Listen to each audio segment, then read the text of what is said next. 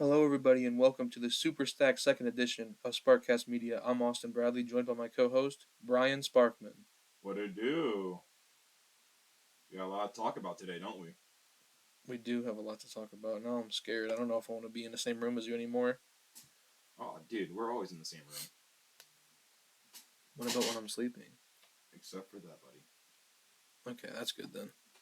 Anyway, we do have a lot to talk about today, including the NBA Finals. Your favorite team, the Miami Heat, Yup. facing off against Denver Nuggets and Nikola Jokic. It was tough. And last night, we actually watched the game. The game 4. We watched it June 9th. Today is June 10th. Also, happy birthday, Brian. Yesterday, Thank you. your Thank you. your Miami Heat losing on your birthday. It was a good time, good place to be a part of that. Yeah, it was. It was very depressing later that night for me. And we'll get to game 4 in just a little bit, but let's start off with game 1 of the NBA Finals, where Miami went to Denver. Nikola Jokic had 27 points, 14 assists, and 10 rebounds, a triple-double. What he's been averaging. Jamal Murray had 26 points, 10 assists, 6 rebounds. Almost a triple-double. Almost. And he did get a triple double later. Hey, we're not there yet, all right? Oh, I got plenty of things to say about that.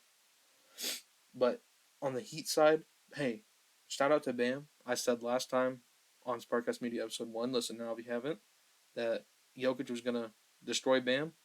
Bam came out of the gates hot, 26 points, 5 assists, 13 rebounds. He did very well in game 1. Have you been impressed with Bam so far? Oh, I really have. I really have. It's honestly like he has his moments. You know, every player has his moments, but how Bam is, he ignites us as a team. You know, Butler obviously he has to ignite us, but Bam has to be the second injection in order to stop Jokic and Murray. I agree. And in game 1, Jimmy Butler only had 13 points, 7 assists, and 7 rebounds. So that's a big story of why the Heat were not able to beat the Nuggets in Denver for game 1, because Jimmy Butler was not on.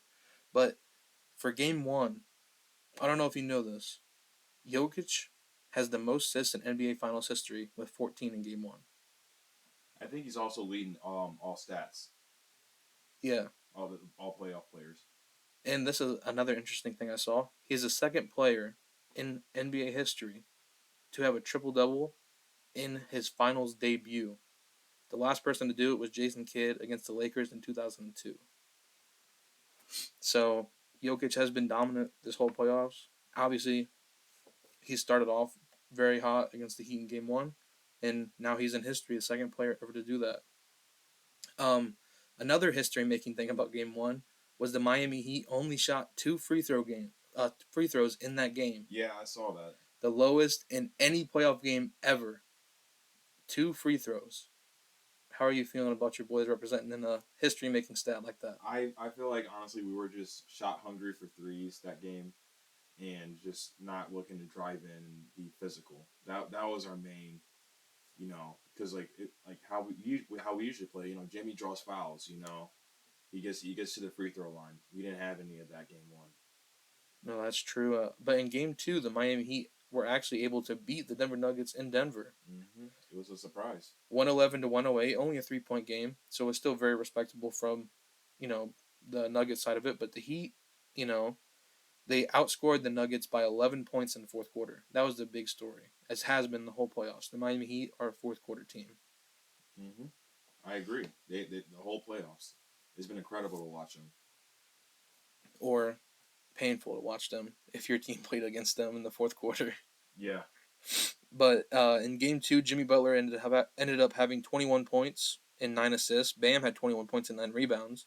But the true story of Game 2 was Gabe Vincent's 23 points, leading the Miami Heat. And, obviously they stole a game on the road. Yep, and Mile High. Jokic still had 41 points and 11 rebounds, though. And Murray had a double-double as well with 18 and 10. But how did you feel after watching the Miami Heat go into Denver and steal a game on the road? I felt confident. I felt like, we had a shot to, win one more in Miami, but we'll talk about that in a bit. We'll get to that one. let's go back to Game 3, or let's go to Game 3, the first game in Miami. Denver ends up beating Miami 109-94. Another triple double from Jokic, 32 points, 21 rebounds, 10 assists, and a triple double from Jamal Murray, 34 points, 10 assists, 10 rebounds. Jokic and Murray are the first teammates ever to record triple double at the same time in finals history.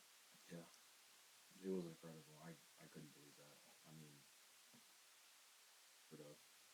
But let's not, the box score says it was a little bit of a blowout by Miami.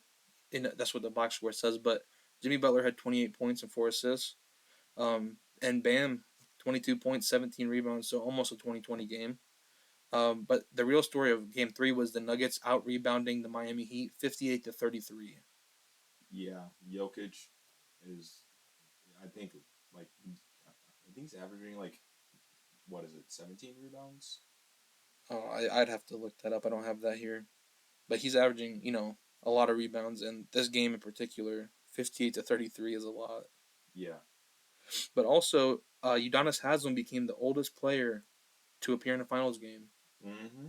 So shout out to him. He got to play. I think it was the last 20 seconds or something Yeah. like that of the Age game. 42. Hey, shout out to the Udonis Haslem. OG. In Game 4 last night on your birthday, I know you have the full breakdown because we watched this one live. So go ahead and break it down for us. All right. We're gonna start with Miami side. We have Butler 25, 7 rebounds, 7 assists, 1 block, 9 of 17. Shot 1 for 3 and 3-point. Not expecting, major 3-point shots, but, 25, 7, 7. I think that's about what he's averaging in the playoffs. Adebayo played pretty good last night. 20 points, 11 rebounds, 1 steal, 1 block, and he shot 8 for 19. Who else? Struz. Yeah, let's talk about Struz. 0 points. Yep. He did grab 5 rebounds though. Yeah, everybody. I don't know if you saw this. Everybody on Twitter, ever since the Miami Heat beat the Celtics, they're bringing up the fact that Max Strus was on the Celtics before the Heat, and that the Celtics cut him, and then he was a starter for the Miami Heat, and then ever since people have been posting that, he's been doing nothing in the playoffs. Yeah, I know. It's been great to see. I'll go ahead and continue on with your breakdown. We have Vincent, 2 points after a stellar game 2 when we stole it. Unfortunately, Martin, 11 points, 5 rebounds, 1 assist, shot 5 for 12, and 1 for 2 to 3-point line. Only took 2 3-point shots, which, how he's been playing, I think he should be taking 5. Yeah, he should be taking a little bit more than 2, but maybe he just wasn't getting open enough for it. Duncan Robinson, 12 points, 1 rebound, 3 assists. He also had a steal. 5 for 7, efficient, really efficient. Yeah. Our biggest takeaway from last night's game. Talk about Kevin Love. He also had 12 points for being that age. It's pretty nice. Kevin Love kind of came out of nowhere for me. Like, I wasn't really hearing anything about him. I obviously haven't watched any of the games because I've been working. Yeah. Except for Game 1 and then Game 4 last night. And Kevin Love, there was a good stretch there where he had back-to-back threes, and he had 9 of the Heat's points in a row, I think. He was doing really good. He shot 4 for 6, 3 for 5, and 3-point line. I mean, they should maybe consider giving him a little bit more play time going forward. I think they did. I didn't write. I don't have the minutes on me, but I think they did give him a decent amount, over 20 minutes. Because honestly, if Kevin Love can put that stat up every night, and obviously, Gabe Vincent, if he can be on, obviously he had the 23 in Game 2. There's still a shot for the Miami Heat to win 1 or 2 more games, maybe. What killed us? Bam had 7 turnovers. As a team, we had 14 turnovers. Our starters 10. Yeah, that's gonna kill you. When your starters are turning over the ball, you're gonna lose the game 9 times out of 10. Yeah, 10 times is really bad for for a starting core to have over 10 turnovers. That's yeah. And 7 from one person, from Yeah, Bam. 7, yes, and he's not even our point guard. But let's talk about you know Denver. Yeah, let's talk about him, dude. Bruce Brown emerging out of nowhere, 21 No, points. not out of nowhere, really. He's been a good 3-point shooter for them, but this 21-point game is like out of nowhere. Yeah, that's what I'm saying. He emerged out of nowhere this game. 21 points, 4 rebounds, 2 assists, 1 steal, 1 block. He shot 8 for 11. That is efficient. Yeah. 3 for 5 in the 3-point line. Yeah, super efficient. That's we can't ask for someone to come off the bench and shoot that. That's what the Heat guys were doing. The Heat boys were doing. Celtics against the Knicks. Yeah. Points off the bench. The Miami Heat have been, other than Jimmy, they've been a 3-point team, and they've been killing it. MPJ, terrible night last night. He had 11 points, 3 rebounds, 0 assists. I heard it last night. He doesn't pass the ball. No, he does not pass the ball. 4 for 10, field goal, 40%, 0 for 3 on the 3-point line. Yeah, I mean, he just wasn't hitting his shots last night, but he kept taking them. They pulled him out of the game after I think he missed like a couple threes in a row. Yeah, because he just kept on shooting. Yeah, I mean that's the only downfall you have to his game, is he just doesn't pass the ball. If he was a better passer, I think he could potentially move up to a star. Yeah. But right now it's like I saw this TikTok, I forget who it's from, but it was like Michael Porter Jr. and it said the possession ends here. It either ends with a missed shot or it ends with a make, because once he gets the ball, he does not pass. That's fair. I don't know. I don't get it though. It's like Denver being an unselfish team with like Jokic and then Jamal Murray, because those two guys are unselfish. I mean, I'm not sure how the other series have gone, but I'm pretty sure he hasn't been this bad in the other series. Maybe it's just the finals. He wants to put up a crazy stat, but I don't know. KCP played stellar. Didn't have points to prove it, but I think they played him for like over 30 minutes. And this is a stat line: 7 points, 4 rebounds, 2 assists. Defense: 3 steals, 2 blocks. Yeah, he was playing well last night from when we were watching. And he shot 2 for 5 in the 3-point line. He didn't take any field goal, but he shot 3s. But I mean, that's really what he does. Sit in the corner. Yeah. Gordon, we're gonna come back to that guy later. We're gonna come back to him. Okay. Jokic, another monster night. 23, 12, 4, 3 blocks and steals. 8 for 19, 3 for 7 in the 3-point line, and he hit that long range 3. Dude, the threes he was taking last night were crazy. It was like, I mean, he missed 4 of them, but the ones he hit were freaking just like, how did he hit it? But even 3 for 7, that's not bad. No, for a big, no. Yeah, especially for a big. Murray, 15, 3, and 12 assists, 1 steal. He shot 5 for 17, 2 for 3 in the 3-point line. All right, game, maybe a little bit more. You want a little bit more out of them, but you got the win. They're okay. We're gonna have to come back to Gordon now, honestly, because let's talk about Aaron Gordon's game. 27 points, 7 rebounds, and 6 assists. He's not known for passing. He's not known for passing, but where you have a Michael Porter Jr. who's not passing the ball, you got an Aaron Gordon who is, and a Jokic who is. I mean, it counteracts each other. I mean, look, Jokic only had 4 assists this game, and Aaron Gordon had 6 because the Nuggets outside of Michael Porter Jr. are very unselfish and they want to pass the ball around. And Gordon's been playing really scrappy this series. Yeah, I've been really impressed with him anytime I've watched him this year. Yeah. Like, he's been really good. 11 for 15. That's amazing. 3 for 4 on the 3-point line. Hey, Aaron Gordon is a dog. You got to remember, this was on the road, too. It's not like he was at home. Yes. And the starters only combined for 5 turnovers. Compared to Miami, it's 10. Yep. Murray had 0. Jamal Murray had 0 turnovers. Yeah, he had 0 turnovers, and Gordon had a plus minus of 29. I think the second highest on that team was Jokic with 22, Maybe. but 29 plus minus. That's good. That's real good. And as a team, they only had 6 turnovers. They only had 6, and starters had 5. Yeah. And then you had over there on Miami, what did you say, 17? We had, I think, 14 total. 14 total. 14 total. Yeah. Damn. People had the turnovers in Denver. Jokic and Gordon. Gordon had 2. Jokic had 3. Okay. I mean, they were also passing the ball a lot, so yeah, 6 assists, 4 assists. Yeah, it's gonna happen when you're passing the ball. You're gonna, have a couple turnovers there. But overall, what are your feelings after watching the whole game 4? My biggest takeaway is how to stop Jokic from scoring, which it's You don't stop him. Yeah, it's really hard whenever he's shooting like 10 steps behind the 3-point line in your face.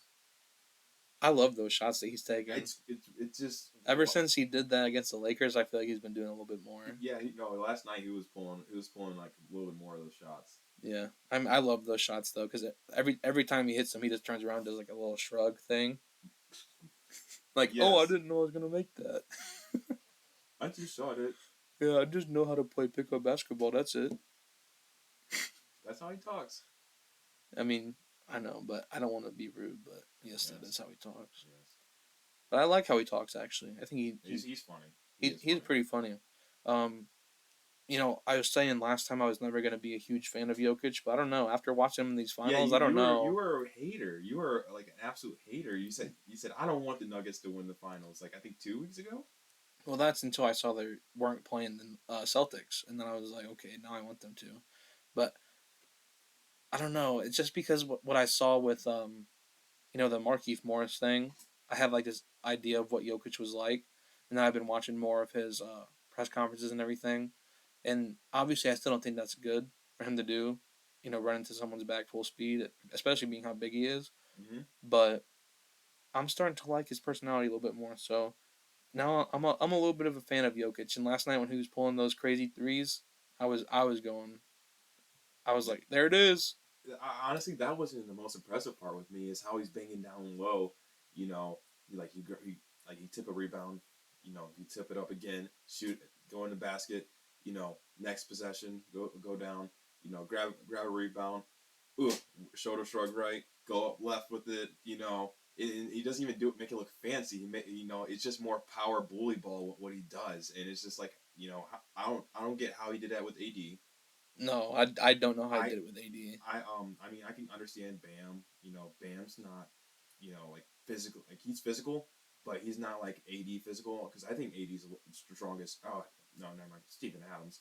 But I mean, if we don't count Steven Adams, like Steven Adams is a different breed. Yeah, bro. He is. I mean, like the fact that he's laying out people, just standing there screening. But back on topic, I don't get how he does it. I don't know. We have to have a conversation at some point. Is Jokic the best player in the world right now? I believe so. Because it's tough because you obviously have to look at Giannis. Yes. You have to look at Joel Embiid. Not LeBron anymore, unfortunately. He's a little bit older. Mm-hmm. But Steph Curry. Yeah. There's a lot of other people, but right now, at this moment, Jokic might just be the best player in the world. And he does it so nonchalantly too. Yes, I agree on that. Like he looks like your uncle out there playing basketball. Like he just, he's throwing up crazy shots, making them, and you're like, how is he doing it? You know what I'm saying? You feel Butler's top 10 in the NBA? I don't know. In playoffs, yeah, but overall, I don't know. Okay. Just because he said it himself, he steps up in the playoffs, yeah, which makes sense. I mean, it does make sense, but also they shouldn't have been the 8th seed this year. No. If Jimmy was playing like this all year, he could have been in MVP category. All NBA second team, didn't even make an All-Star game. That's what I'm saying. Like he wasn't really trying. Yeah. Until he got to the play-in, and he was like, "All right, Him, he buckets. But also Kawhi does it too. Well, Kawhi does it, but he does it worse because he actually just takes games off. Yeah, load management. Yeah, I mean, I hate load management. I do too, but it's also like It's smart to use at the end of it. It is as if your team is gonna be in the playoffs, I understand it.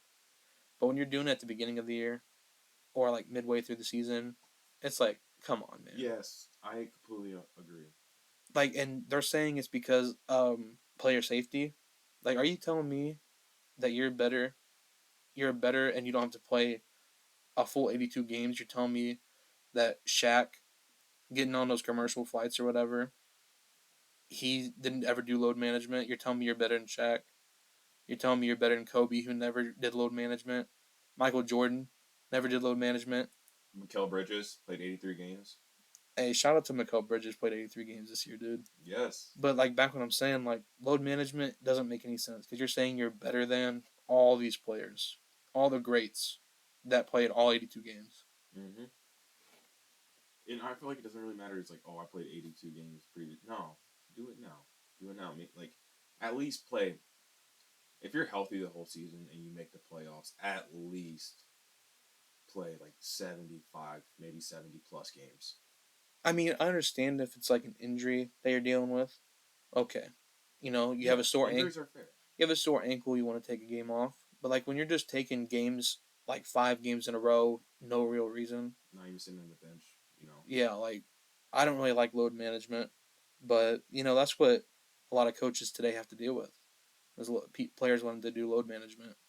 And speaking of coaches, we have to we have to talk about some of these coaching changes here. We have had 6 new coaching positions open. You want to go ahead and run down all the coaches that we have that are in a position now? Yes, I can. Rockets, Imaduka. Said it right? Ime Udoka. Emi Udoka. I'm sorry about that. Big loss. Mouthful. Big loss for the Celtics, though. Especially after seeing Joe Mazzulla, but hey. So he was on the Celtics and then he went to the Nets, right? He might have signed with the Nets. Yeah, I'm not sure. Yeah, for the whole incident. Yeah. Yeah, and then now Rockets. It's a good signing. Maybe Jalen Green. He settles down Jalen Green. Um,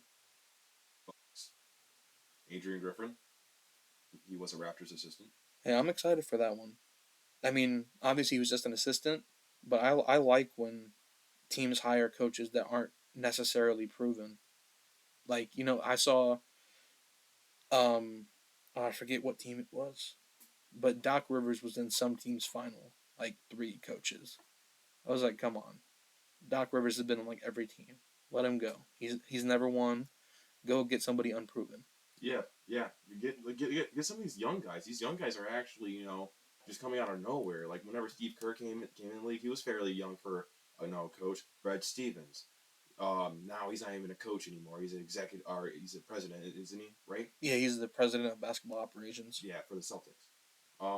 He was wonderful. It was unfortunate that they moved up and stepped up because if he didn't, maybe we talk about him winning NBA title. Well, I think they would have won last year. Yeah. And then this year would have been back in the finals, Yeah. but he at least he stepped up to a better position so good for him. Yes, for sure. We're going to talk about 76ers. They got Nick Nurse. He was the Raptors former head coach. And this one I don't hate as much as normal. Like head coaches that go to another team right after being on a team, because Nick Nurse is a good coach, but the Raptors just had nobody this year.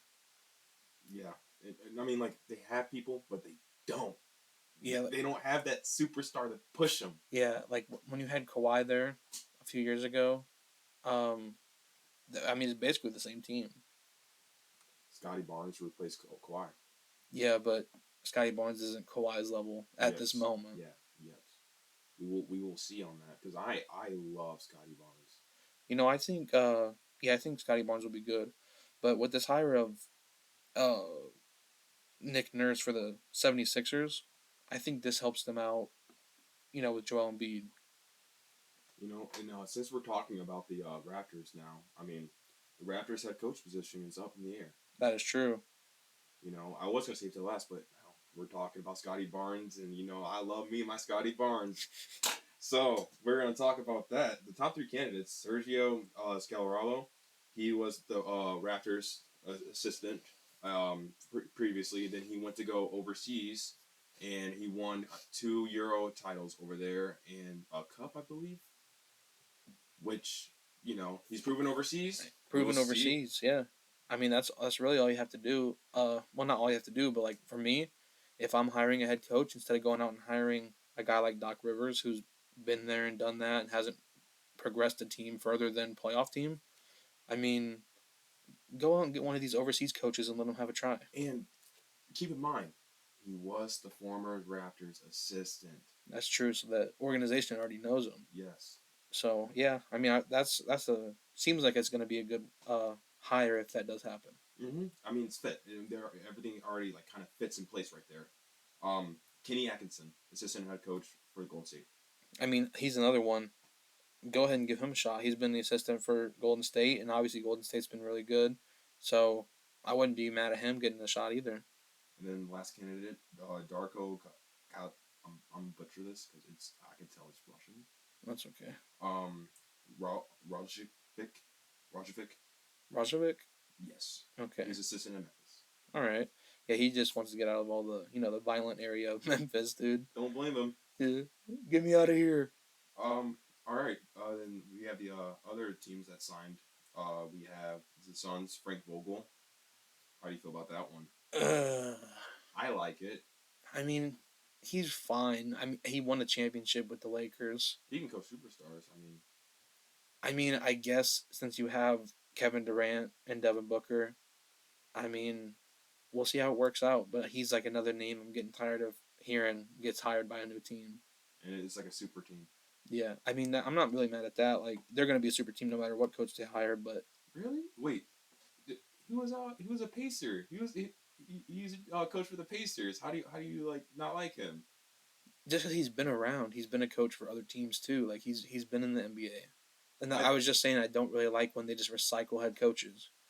I like him because he coached Paul George, of course. Well, yeah, I mean, I love the Pacers being from Indiana. Mm-hmm. Like, Pacers are easily one of my top favorite teams. Yeah. I mean, I have the Celtics as my favorite team because I was playing 2K and I said, well, all right, my career, whatever team drafts me, my favorite team forever, and it was the Celtics. Because I sucked at 2K back in the day, dude. It had to be. It was just meant to be that way. But, if if I wasn't the, Celtics fan, I'd be a Pacers fan. So I have no hate on him for being a Pacers coach. Yeah. It's just he's been around. He's been a coach for a few different teams. Last thing I want to add, Frank Vogel. It was honestly surprised that he actually coached LeBron. Maybe LeBron coached more because how he is. But I was I love the fact that he's proved that he can coach a superstar. When he first started off with the Pacers, he had Paul George. He had a young Paul George. He was a beast. And then when he went to OKC, Paul George did, and then he I think his next best player he had was, I want to say, Lance Stevenson. Was he coaching with Bogdanovich was there? I believe so. Okay, then yeah, maybe it was Lance Stevenson. We're probably forgetting somebody though. Yeah, we probably are. I mean, no, Miles Turner. Was he coaching when Miles Turner was there? Yeah, he was. So Miles Turner was there before Bogdanovich was there. Is that true? Yeah. Bojan Bogdanovich, not. Yeah. Okay. I mean, Miles Turner has been in the league for a little bit now, but yeah.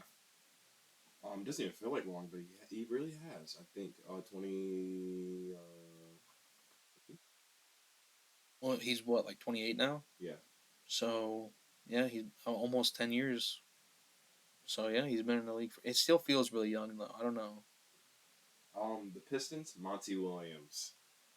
Now this is one that I actually like because he should not have been fired by the Suns. No, he shouldn't have. He should not have been fired by the Suns. He did a really good job coaching them. I I don't know why he was fired by the Suns. You have to think maybe it was players, certain players wanted him gone or something, but Certain superstars. certain superstars. But I do like this. He's going to Detroit. Obviously, Detroit hasn't been good for a while. They're getting picks though, and they're Kate Cunningham, Jay Ivey hasn't panned out yet how they envisioned, but he was just a rookie last year.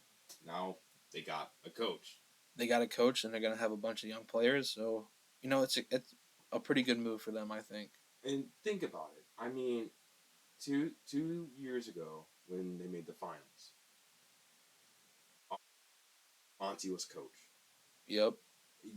Their players were literally fight for Monty. Like Aiton, he was like he actually like played it somewhat decent after like Monty called him out.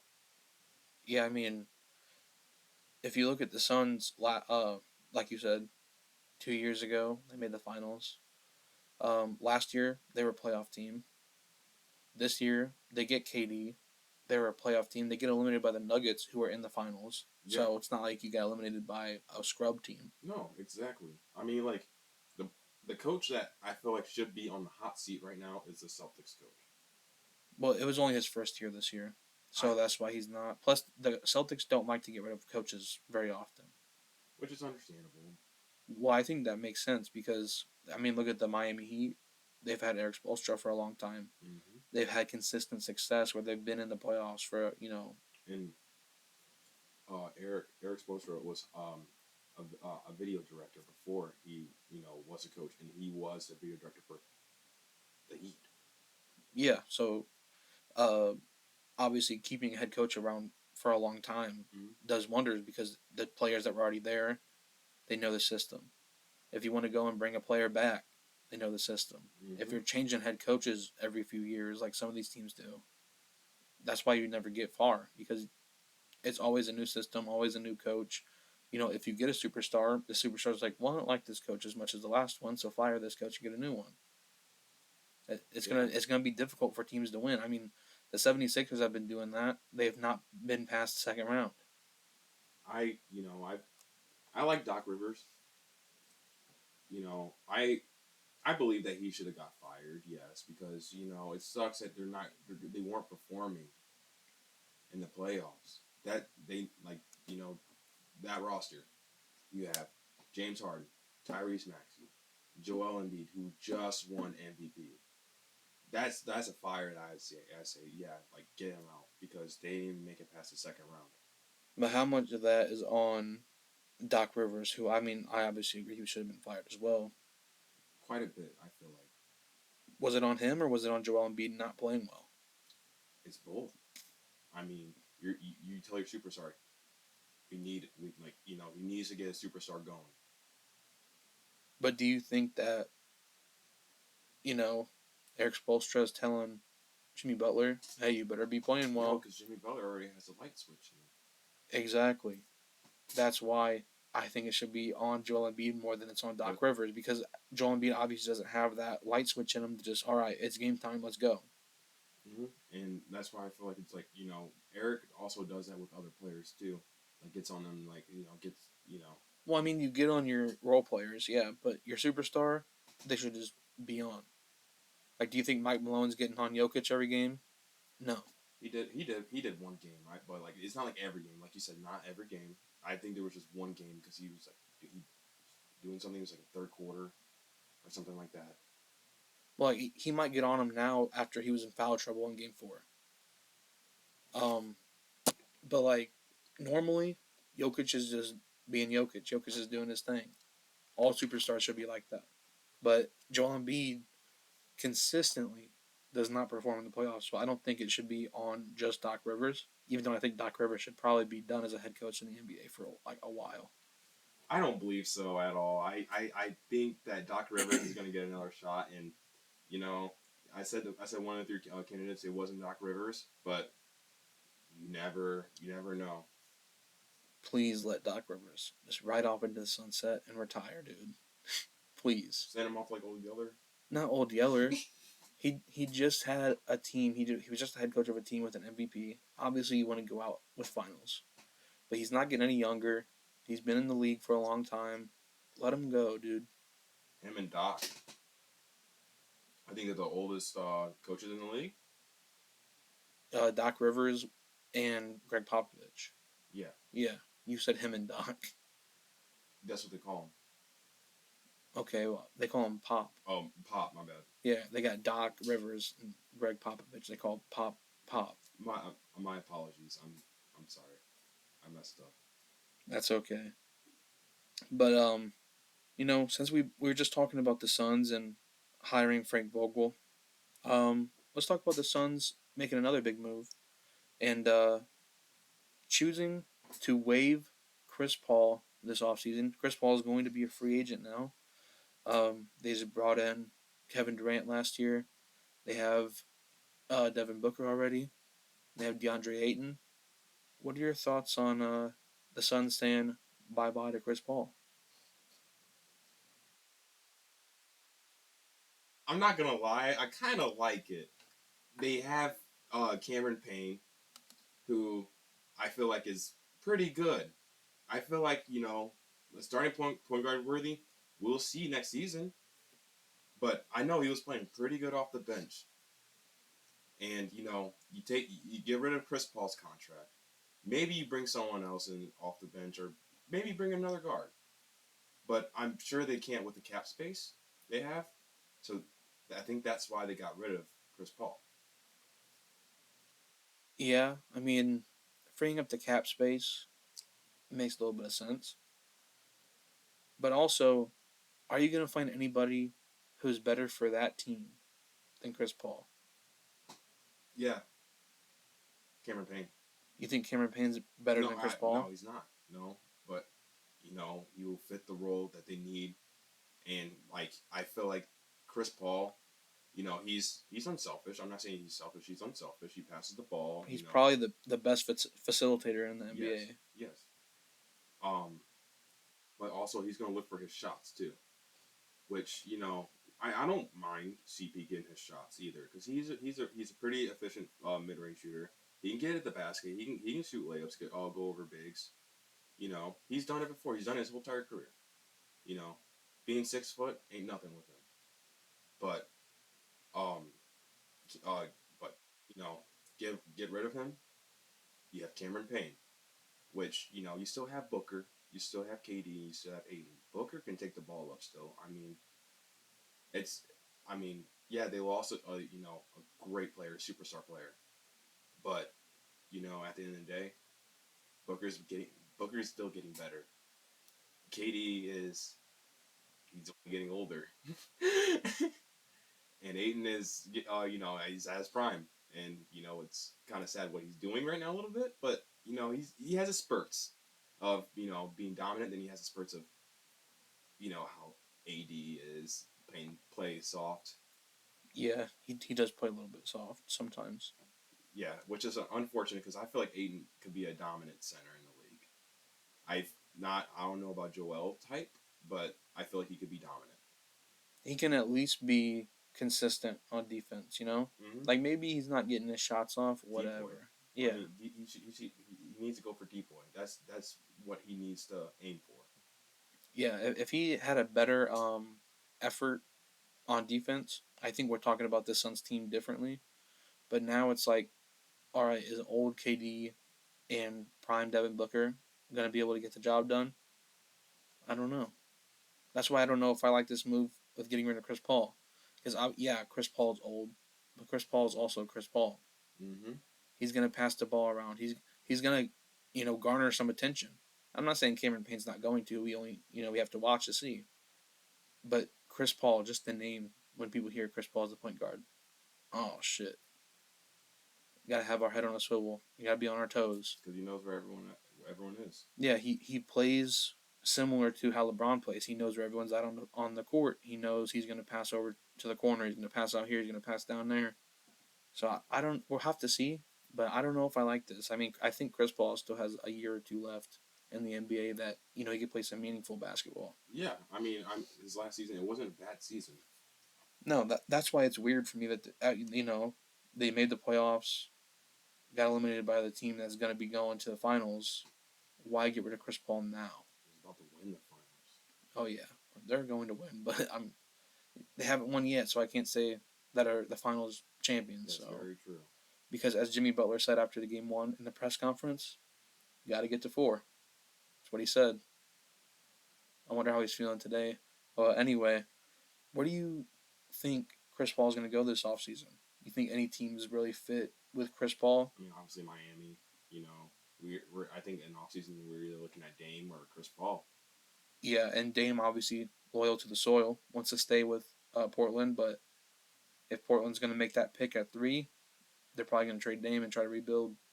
If they could make a trade package around pick number 3 and trade it for another superstar. Mm-hmm.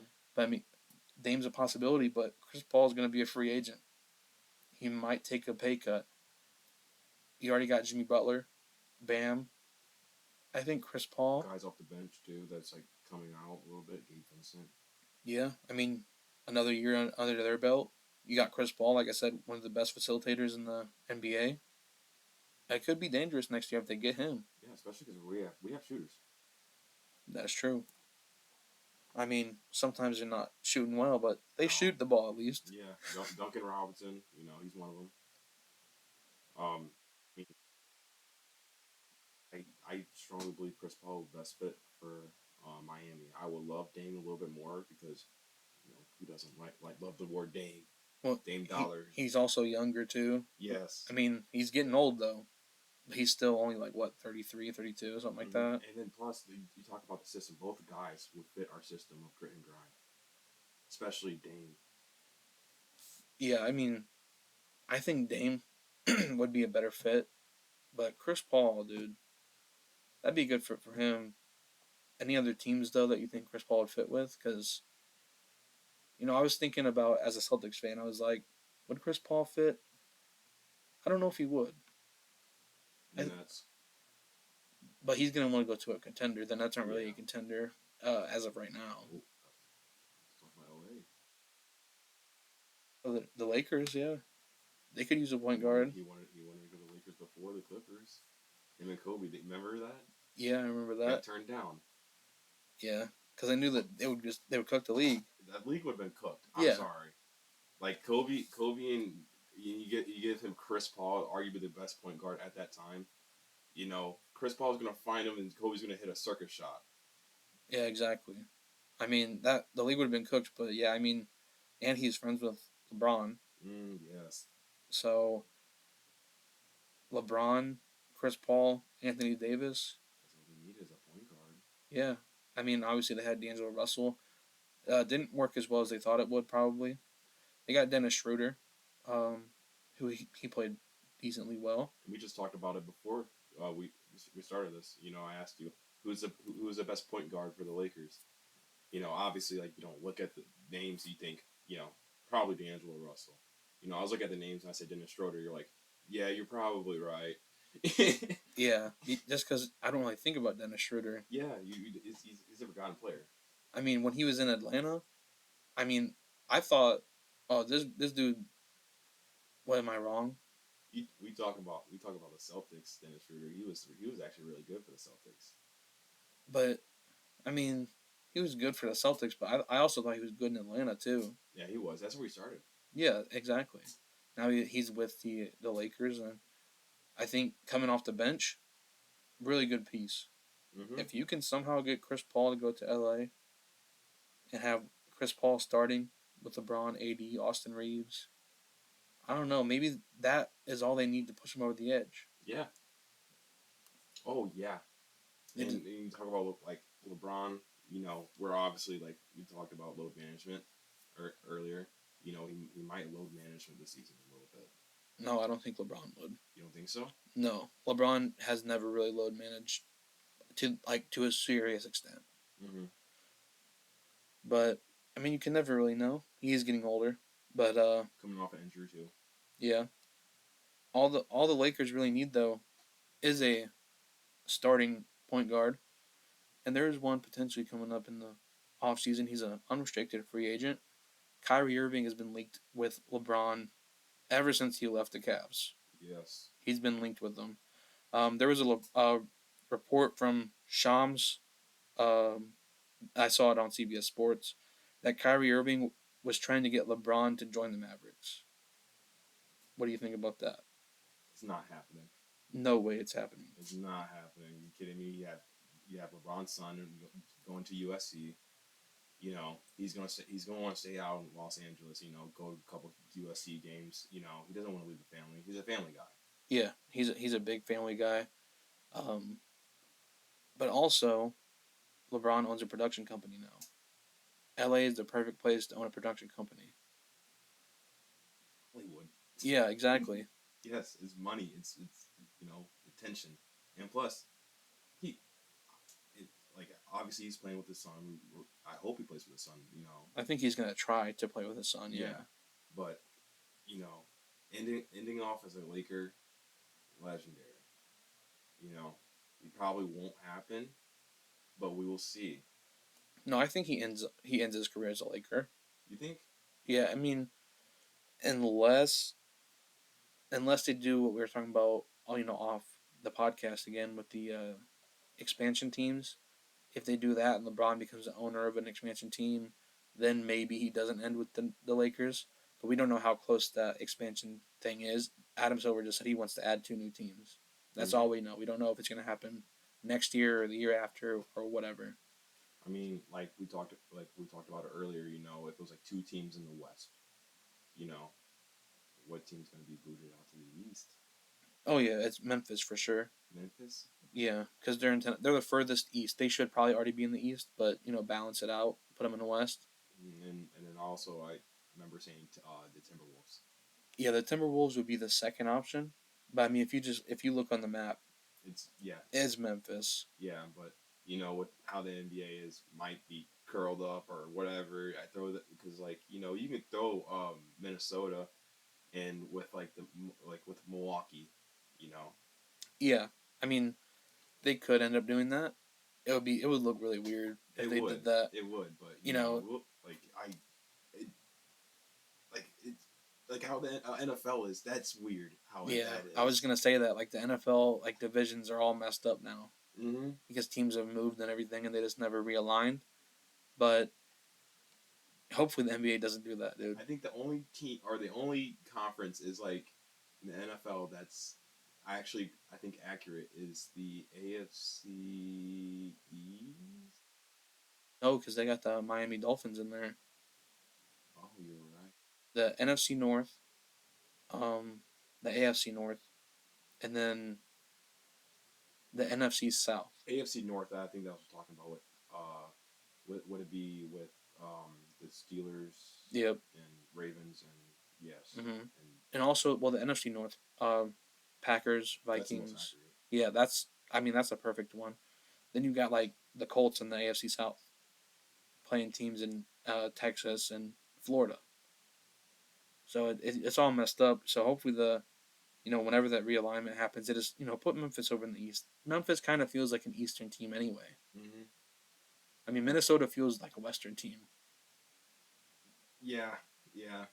I don't know. With me, I would consider Minnesota being more of an Eastern team with me. No, it's just how weird I am, I guess. I mean, I don't know. I feel like if one of those 2 teams are going to be in the East, the Grizzlies feel like an Eastern team. The Timberwolves feel like they should be in the West. I don't know. Maybe it's their players, because I could see John Morant being in the East, but Karl Anthony Towns feels like a player in the Western Conference. I guess that's the main thing for me. Didn't the NBA talk about their All-Star game next year? Add on to the East and West. I think they might change the format to not drafting players anymore and stick to true East and West and see how that goes back again. So if the Memphis do go back, or do not back but do go East, John Morant, Eastern Conference All-Star point guard. I think getting rid of the drafting players is kind of a mistake if that happens. It is, but it isn't.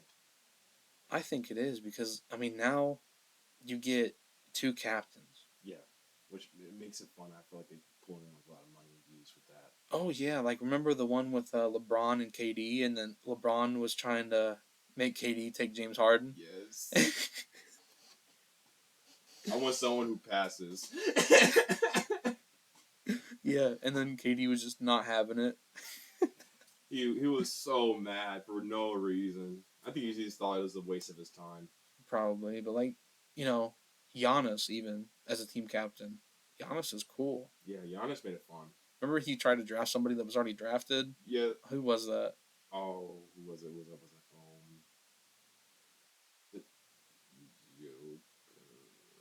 Joker. It might have been, but I just remember like LeBron literally picked him the pick before, and Giannis went up there, was like, "Yeah, I want this guy," and LeBron's like, "Already got him." So yeah, I think making it true East and West would be a mistake, but I don't know. Maybe it'll happen. Let's see. Well, speaking of the Memphis Grizzlies, John Morant is now saying that the gun that he flashed on the second IG Live video was a toy gun. That was not a toy gun. I saw that video multiple times. That was no toy gun, Ja. Why are you lying now? If it was a toy gun, you would have said it the day after. What are you doing? Well, it doesn't help that people are accusing him using ChatGPT for Yeah. his apology. That does not help at all. Dude, all I'm saying is, if that was a toy gun, you don't say it however many days or weeks after. You say it the day after. I think He sent an apology out like it was a real gun. That was no fake gun, Ja. That was a real gun, dude. Quit lying about it. You're just making it worse for yourself. I saw something like it was his team who said that. Yeah, it was The John Morant team, not the Grizzlies. John Morant team. yeah, the quote was from Claudia Jordan on the Breakfast Club and said that NBA Commissioner Adam Silver is still going to go through with the suspension, saying it looks more like a 30-game suspension, even though the NBA knows it's a toy gun. If it was a toy gun, it wouldn't be a 30-game suspension. No, it would have been appealed. See, they were like, oh, even though they know it's a toy gun. Yeah, he said she was talking to John Morant's team. Well, I mean, still seeing him suspend for 30 games because he just had that incident, and he doesn't need to be carrying around no damn toy gun because that's still like you can still I can still pull out a toy gun, and if you don't look at it for a sec, you're gonna think it's real. Yeah, I mean, people have been killed for having a toy gun and playing with it. But this is not a toy gun. If it was a toy gun, why did the camera shift on the IG Live immediately when your friend saw you had a gun in your hand? Yeah. I don't understand why he's lying. I don't get it. Maybe he's lying. Maybe he's not. He's not directly lying. No matter what, though, that kid should not be carrying like a toy gun or a gun. He needs to be carrying a fucking basketball. Dude, do you think any other NBA player right now, as a superstar, is carrying a gun around? No. They got security. You probably got people around them that have guns that you don't even know they have guns. They're not. Are they like too big, like Steven Adams? Well, he don't need a gun, dude. He's you don't need one. Or James Johnson. He can just handle his business. Yeah. Steven Adams would walk up to him with his Australian accent. Release my point guard. Release him, mate. But do you see any other star NBA player carrying around a gun? No. The only player is Gilbert Arenas. I mean, he brought a gun in the locker room. Yeah, and he got in trouble for that one. Yeah. But it's maybe you should have a sit down with Gilbert. Maybe he should at this point, dude. Like, if he's just gonna keep having guns around and, saying they're fake and everything, they're not fake. Hire security. If you want hang out with your friends, hire your friends as your security. Yeah. You don't need to be having a gun. I don't care if it's legal or not. Yeah, exactly. You're an NBA player. Exactly what I'm saying. Pick up a basketball. Yeah, pick up a basketball. Hire your boys to be your security. They can have guns. Don't be flashing them on IG Live. Be professional. You got kids looking up to you now. He has a kid. He has a kid too. Yeah, that's not even. I didn't even mention that part. Yeah, I honestly forgot about that part. He has a daughter. And then he's also posting on Instagram saying a goodbye to the world, and people had to send, have a welfare check for him, make sure he didn't hurt himself. Mm-hmm. Obviously, he's disappointed in his actions, or else he wouldn't have pulled that stunt. Like, this is no fake gun, dude. Come on. Be responsible. Quit holding the fucking gun. All right. If you're gonna hold a gun, don't put it on fucking IG Live. Yeah. Just don't be stupid about it. Don't bring it to an arena or nothing like that. Or club. Or well, if you want to bring it in a Pick club, or pick up basketball game because he also had that incident. He beat up a boy. yeah. I mean, if you're gonna do all this shit, don't be posting it online. Don't be yourself. Don't be attacking people. Like what are you doing? He's acting like he's still in not in the NBA. Well, it's also like if he doesn't post it online either, he needs to act a certain way apart because there's going to be media, there's going to be fans who have the cameras on him. Well, yeah, that too. He's I'm just the eyes saying. of Memphis. He's literally the star of Memphis. He has all the cameras on him. Oh yeah, for sure. But like, if you're gonna do this shit, don't put it online. Willingly. He first his own IG live. Second was his friend's IG live. Mm-hmm. What are you doing, dude?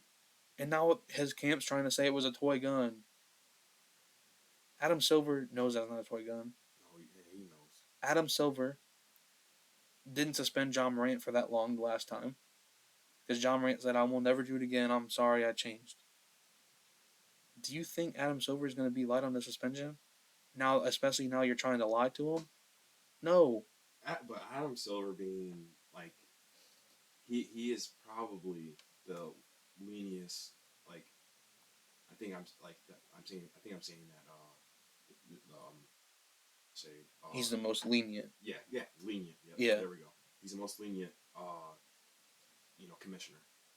Roger Goodell. He will suspend you for a whole season for gambling on one game. Oh yeah, we got a lot to talk about there too. About that Roger Goodell's suspending people for gambling. But what I'm saying is Adam Silver, all right, he gave you a break the first time. And now you did it again. You sent an apology out that people were saying was from Chat GPT. Mm-hmm. And now you're trying to say it was a toy gun. You're lying right to Adam Silver's face again. He's not going to go easy on you this time. All I gotta say is if it was David Stern. Oh, dude, he would have been already suspended. Yeah, that first incident, it would have been the rest of the season. Oh yeah, for sure. No playoffs. You come back next season. You think about your actions. You sit down, think about your actions, and you come back next season, and we go from there. Yeah, that's how David Stern always did it. He did that with freaking Gilbert Arenas. Yep. I think he suspended for the rest of the season, or the team did. Yeah. One and two. He was suspended either way. I'm pretty sure it was by David Stern, and David Stern brought him into his office and was like, "You're an NBA player, all right? Don't be doing this." That's what Adam Silver needs to do with John Morant. And if Adam Silver's not going to do that for John Morant needs somebody to do that for him. Mm-hmm. Because he's making horrible decisions. He could be making generational money. He just lost his deal with Nike over this whole thing. Yep. I mean, he'd probably get it back, but probably not with Nike though. He'll probably get a different one. But like, dude, if anybody else was in your situation right now, they would not be acting this way. I think Nike dropped him the first time, and then they picked him back up, and then that happened again. Well, if they picked him back up after the first time, and then he did it again, that relationship's probably already done. Yeah. Because they already gave you a second chance, just like the NBA did. He had a lot of second chances with all of his endorsements and stuff. Yeah, that's because he's John Morant. Yeah. That's why he needs to not be out here playing with guns. He needs to be a Puma athlete anyways. It's fine. Go join Steph Curry over Under Armour after this, dude. Unless he keeps playing with guns, then maybe he's going to go over and play in Shanghai, dude. Yeah, dude. Gonna be joining Dylan Brooks over there. The Shanghai laser beams. Dude. Alright.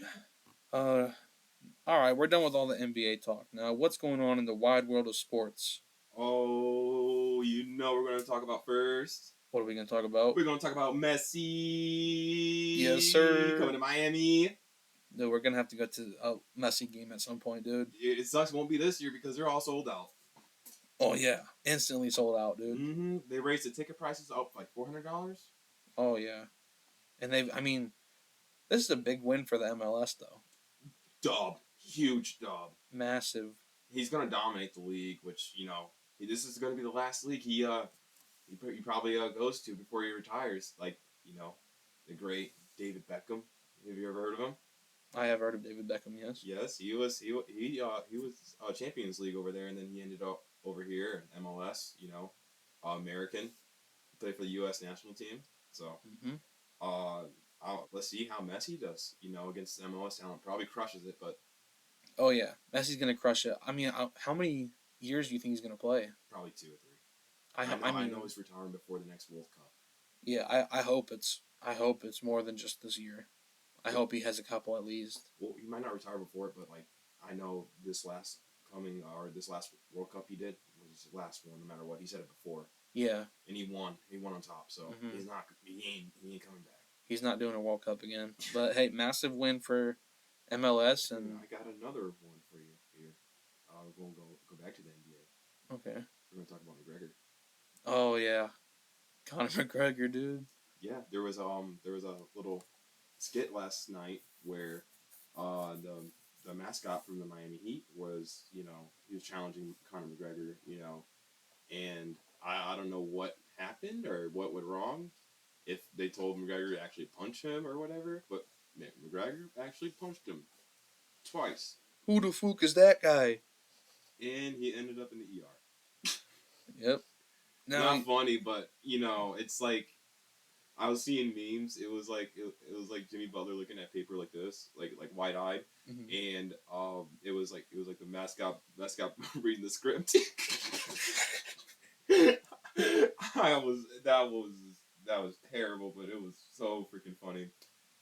Sorry, I'm going back to soccer too. Man City won the Champions League. Champions League happened. Congratulations. Las Vegas Golden Knight. They're up 3-1. Up 3-1. And the game. So I saw the score at the end of the second period. And it was 3-1. So the Florida Panthers, right? Panthers. Yeah, Florida Panthers. Yeah. The Florida Panthers. Scored a goal in the third period. What ended the game, or when the game ended or whatever, the final score was 3-2. When the game ended, it ended in a brawl. As it should. It's hockey, baby. And then fans start throwing water bottles and cans on the ice. I mean, I was joking with you before this. Yes, I know. It's yeah. But yeah, that's a little bit too far. It was a little bit too far for the fans. I mean, let the boys fight. Yeah, it's fucking hockey. Yes, we're grown men out here. I'm kind of interested what the next game is. What they're gonna do? Either you're just gonna fine them and just let them play, start the next game, or if they're gonna start the game in the penalty box. They're probably just gonna fine them. It's a Stanley Cup Finals, so. I mean, if they sit them in the penalty box, it's only for 5 minutes of game time, until the next stoppage. Mm-hmm. So. It's not like they're sitting the whole game or anything. And stoppages usually happen pretty often. Yeah. So I mean, it's it wouldn't be nothing if that happened. I bet you they want that to happen compared to a freaking fine though. I would want that compared to a fine. Only 5 minutes in a penalty box. Count me in. Yeah, but also if it was like the whole team that was out there was fighting. It was whole team. It's probably gonna be a fine then. Instead of having everybody sit in the penalty box. Dude, just imagine, just like you're walking in, like you already paid for the tickets, you don't even know or anything. Like you obviously saw the last game, you paid for the tickets. You walk in the stadium and you just see like 10 big ass hockey players in the penalty box, dude. Yeah, that's why I think that they're just gonna find them and get on with it. It's fucking hockey, baby. Dude. It was pretty great to watch. I'm not gonna lie. So except for the fans, of course. But next game they're going back to Vegas. Yes, yes. You think the Vegas fans are gonna throw stuff on the ice? If they lose, yeah, there might be another fight. Dude, I hope they fucking lose now. I just want to see fights. Because they're up 3-1. So they're going back to Las Vegas. Hey, I hope the Florida Panthers can pull it out. Congratulations on your first win in Stanley Cup Finals history. Mm-hmm. You're 1-7 though, so your ratio is still not very good. So you need to pick it up after that. But in the Las Vegas Golden Knights, I mean, they just became a team like a couple years ago. Yeah, they got the cheat codes or something. lot of teams are getting the cheat code. Seattle Kraken.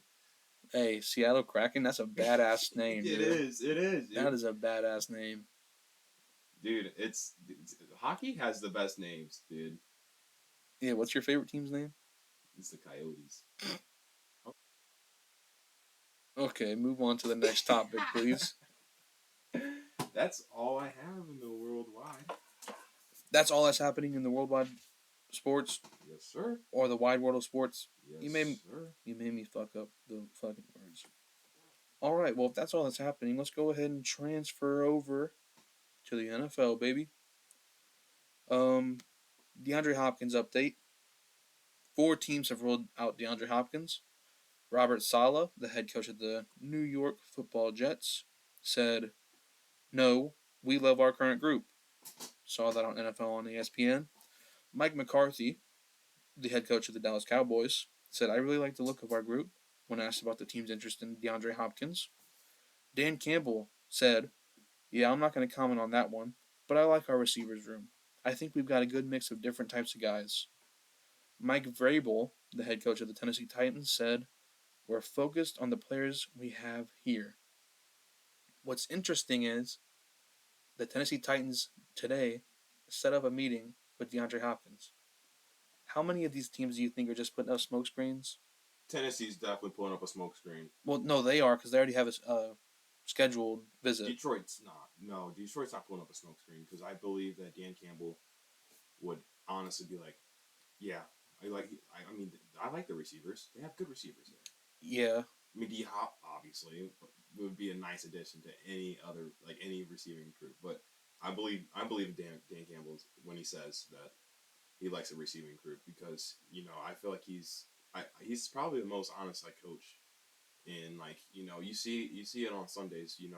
Like you had the Lions before Dan Campbell, literally helpless, and then now they're they'll fight you for a win now. Like Dan Campbell would I believe he would fight another team's head coach. He's gonna go down biting kneecaps, baby. Mm-hmm.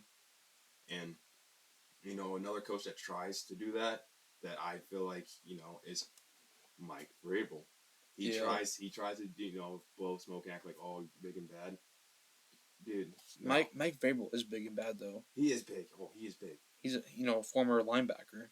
I believe he played for the Chiefs, probably a few other teams, but Patriots. Yeah, but Mike Vrabel, he's a Tennessee Titans head coach, so I can't really say much good about him as he's with the Titans. But outside looking in, as a fan of football, Mike Vrabel is one of the coaches I would love to play for if I was playing football in the NFL. Dan Campbell's probably number 1 though. Yeah, Dan Campbell's number 1. I just don't like Mike Vrabel. Well, I don't either because I don't like the Titans because they're stupid. Yeah. Understandable. But do you think Robert Saleh and Mike McCarthy are putting up smoke screens too? Obviously, the Cowboys always try to win. Always trying to win. DeAndre Hopkins is still a top 5 wide receiver in the NFL. Yeah, I mean, they were going for OBJ. You best believe they're going to go for D-Hop. It only makes sense. If you're not going for D-Hop, then your priorities are not correct. Yeah, I was like, I'm not even going to have, choose between D-Hop and OBJ. I'm choosing D-Hop 10 times out of 10. Yep. I'm not saying OBJ's not, I'm not saying he's washed or anything. Well, we don't know because he missed all last year with an injury. So he might be washed now. But D-Hop, that guy has made all of our mouths drop for plays that he's done. I mean, that Hail Mary with Kyler Murray a couple years ago. Over 2 dudes. Yeah. Versus the Buffalo, it was a Buffalo defense. Mm-hmm. I forgot who was there. I want to say, they have 2 all-pro safeties. Micah Hyde and Jordan Poyer. Yes. And then I think another player was there, it was their DB that was there that making the play that's really good. Tre'Davious White. Yeah, Tre'Davious White. Yeah. Yeah, I mean, I don't know if Mike McCarthy is putting up a smokescreen, but I think the Cowboys would be dumb not to go after him.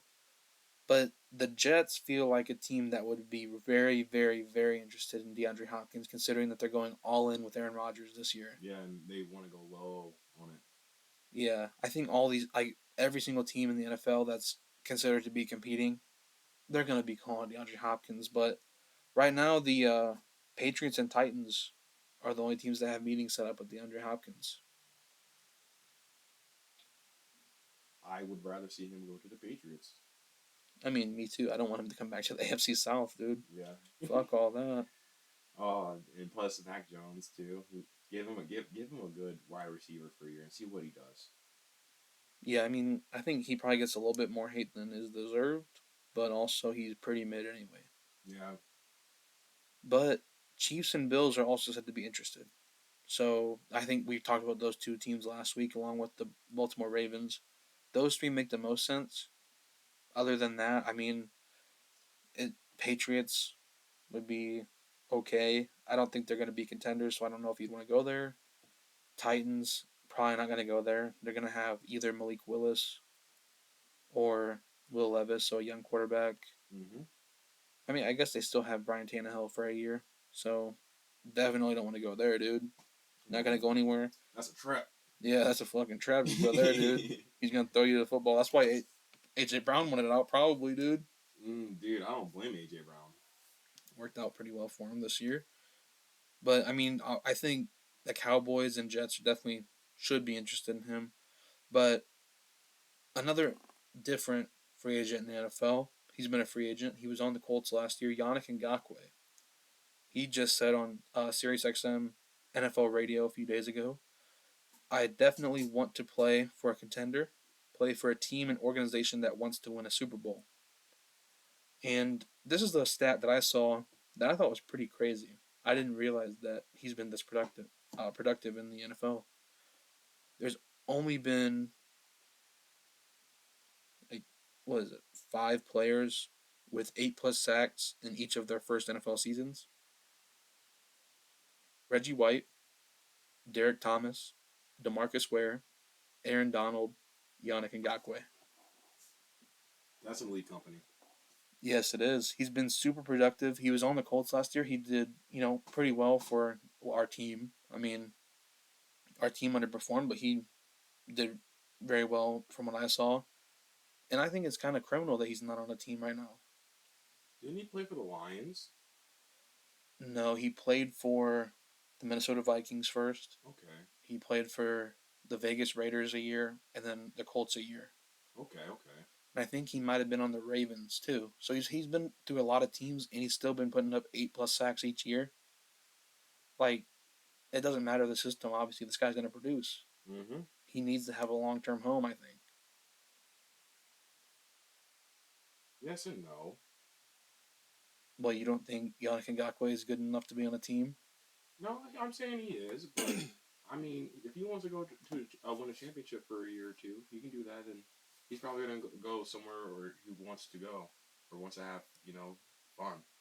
And if it's fun there, because he's winning, then it is. Well, he said he wants to play for a contender and play for a team that wants to win a Super Bowl. I mean, I hate to link everybody to this team, but the Chiefs, they could always use edge rush help. Yeah, always use defensive help. Yeah, so I mean, Yannick Ngakoue makes sense for them over there. I mean, come back to the Colts, dude. We got Anthony Richardson. We're gonna win. That's all there is to it. Give it a few years. Or this year maybe. Okay. You never know. You never know. Yeah, you're right. You never know. He has an elite level athleticism that could translate on to the field and to the Super Bowl. I can't wait to watch him. Oh, me too, dude. He's gonna be electrifying. Oh yeah, I'm super excited for the games coming up this year. But some other news happening here in the NFL offseason. The Vikings are releasing running back Dalvin Cook. Welcome to Miami. Yeah, well, that seems like the most likely spot. He grew up there. I mean, they've been linked this whole offseason, but everybody thought it was a trade. But Miami right now is trying to go all in. They got Tyreek Hill last year. They get Jalen Ramsey this year. I mean, Dalvin Cook's only 27 years old. He's a four-time Pro Bowler. He's still got gas in the tank, dude. Jalen Waddle, Well, yeah, they drafted Jalen Waddle. Mike Gesicki. He's gone. Oh, Yeah, Mike Gesicki left in free agency. I forget where he went to though. Have to look that up real quick. I didn't know. I didn't know he left. Well, that sucks for them in tight end position. He's actually pretty solid. Mike Gesicki signed with the New England Patriots. Oh, good signing for them. They had Hunter Henry before. They still have Hunter Henry. Oh, he's washed. You think so? Yeah. I don't think so. I think New England is running out of ideas, and they're gonna suck for a while, which is good. But I don't think Hunter Henry's washed. He's been putting up numbers. Jonnu Smith was washed. They got rid of him. Yeah, they got rid of him. I think he's on the Tennessee Titans now. No, he was on the Titans before. Oh yeah, he was, and then he went to New England. I'm not sure where he's at now, but I guess nobody cares. He's not going to be contributing really. Mm-mm. But he's linked to Miami. Buffalo still needs a quarterback. And they haven't had a not quarterback, running back, and they still haven't had a running back that went over 1,110 yards. Since LaShawn McCoy did that in 2017 for Buffalo. So the Bills are another spot. Other potential teams I saw linked were the Ravens, who they could use a running back, but they already got J.K. Dobbins. I don't think they'd go for him. And Gus. Yeah, and then obviously, like I said, everybody links the Chiefs with every free agent ever. Yes. And then Dallas Cowboys to try and replace Zeke, but they got Tony Pollard, so I don't really see those. Yeah, I don't see those ones working out. But for me, it's Miami or Buffalo. Most likely Miami. Yeah. 99% sure it's Miami. Weather. Well, that and home. He also posted on his Instagram story a picture of him in Hard Rock Stadium from when the Vikings played there last year. Cryptic messages, man. Yep. And let's see. The final thing we had to talk about here today, we alluded to it earlier, was Isaiah Rodgers is under investigation for reportedly 100 bets between $25 and $50. And he bet on some Colts games, but there was one bet in particular that he did that was over $1,000, but we don't know if that was on a Colts game or not. And he's probably going to get suspended for the season, if not more, maybe indefinitely, because this is hundreds of bets. It's stupid.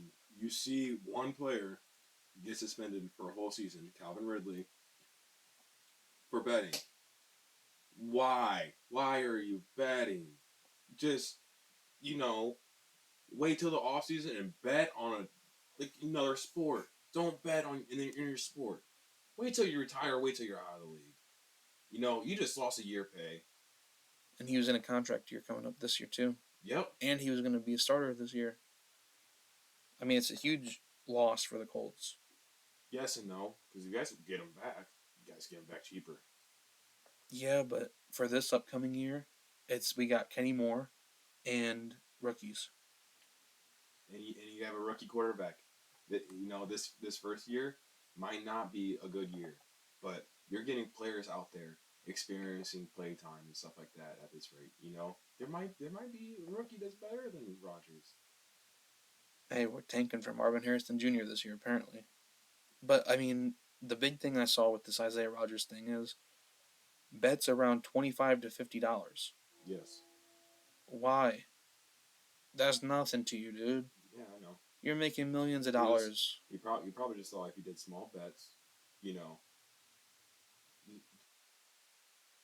Well, there's another reason I think he did the small bets, right? Mm-hmm. He also did it from somebody else's phone. So it was an accomplice's phone. So, I mean, now, like we were talking about with Adam Silver and John Morant, Roger Goodell is going to look at this and be like, you're trying to hide it by doing it on somebody else's phone. You did it for hundreds of games between $25 and $50. I mean, did you win those bets or did you just waste $25, $50? And if you won, how much did you win? If you were it said he was betting on Colts games. Was he betting for the Colts? Because that's one thing. Calvin really bet on his team to win. If he was betting against the Colts, if he bet against the Colts in that Vikings game, go back and look at the tape. How many plays did he have where he gave up a big play in the second half? Or any game like that, Houston in the final week, how many plays did he give up? I think for me, that's the biggest question. Was it for his team to win or against his team to win? What'd you see?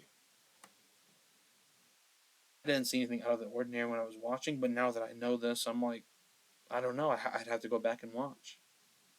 It'd be interesting. I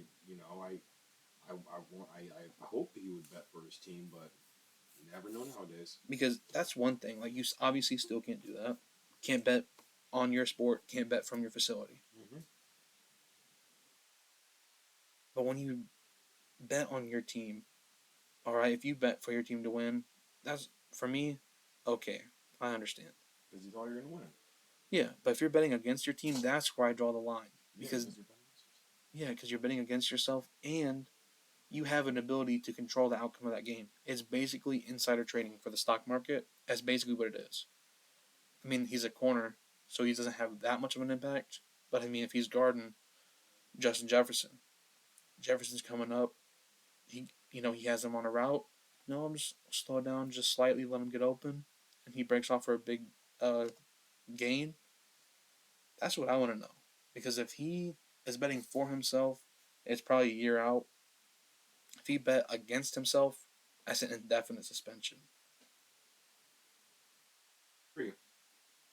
I mean, I believe that, it's a touchy, for your team, I agree with, maybe around the league, I believe that you should not ever bet against your team.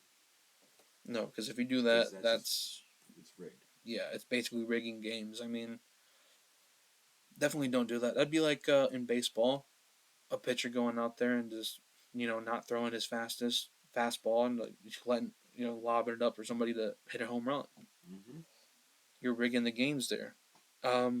Isaiah Rodgers, though, before they announced it was him, because remember they announced that they were investigating a player from the Colts, and it wasn't a superstar, but it was a player that a normal fan would know that they've heard of before. Um, Isaiah Rodgers went on Instagram and he said, "I made an error in judgment. I'm very sorry for all this." No, that was on Twitter, not Instagram. Sorry about that. You didn't make an error in judgment for putting 100 bets at least on games on the NFL that you know you're not supposed to do. Oh, I'm getting so upset about this now. It hits deep when you're a player. Yeah, because I was laughing. Oh, the Lions did it. Haha, they losing like 6 players. Now it's my team, and I'm like, oh my gosh. It's a different story. Yeah. Especially when they play. Yep, he was going to be a starter this year. Oh, why did we have to trade Stephon Gilmore, dude? Another interesting topic that I had about this was the NFL asked Tom Brady to make a video warning players about the dangers of gambling on NFL games. Poster boy. Yep, Tom Brady is the poster boy of the NFL now. I thought that was an interesting thing to say. But that's all we have. We've gone a while. The Super Stack second edition. One more thing before we go.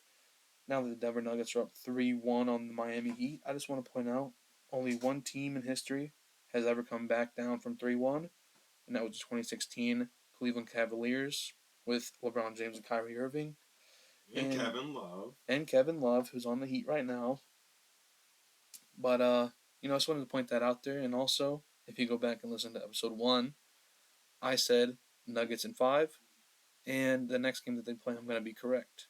So, that's what I'd like to send you off with. Brian, would you like to send it off with anything else? No matter what, I'm wrong. I said Miami is 6, but it's going to be Miami 7. Sorry.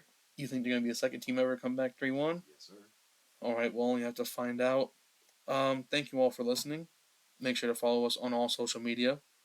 Twitter, Facebook, YouTube, Instagram once we get our account back up because they suspended it as soon as we made it for some reason. Other than that, tell your friends. recommend us to everybody. And what would Brian like to say? One last thing. Put down the gun, kids. Pick up the basketball. Put down the gun, pick up the basketball. Thank you all for listening, and I'll see you next time on Peace. Sparkcast Media.